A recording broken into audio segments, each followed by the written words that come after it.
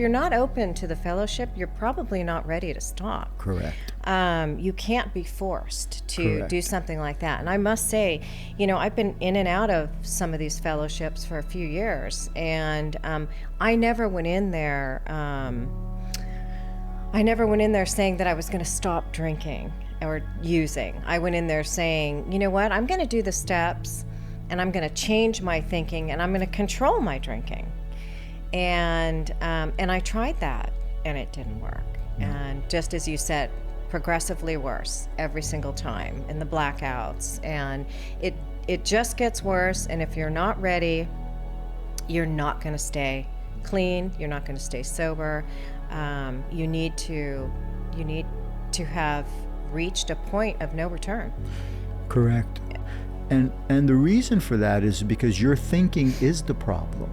The thing that is the problem cannot miraculously one day become the solution. It doesn't work that way. But the disease of addiction or the disease of alcoholism, it will tell you that you can figure this out on your own. And the only thing that will ever surpass that ideology is a pain that is greater than that thinking. When it becomes more difficult to suffer than to change, that's when people change. That's when people change. So we're all, you know, there's an old saying that says, and this is for people, because I still sometimes don't feel like going to meetings. You know, I'll be looking at my watch.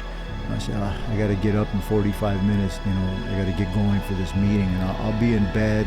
You know, I'm 56 years old, so when I get in bed, it's tough to get me out, right? So I'll be sitting there, and I say, I really don't feel like going. But I remember somebody at a meeting one time saying, and I've never forgotten it. He said, I'd rather be sitting in a 12-step meeting thinking about drinking and using than to be out there drinking and using and thinking about being in a meeting.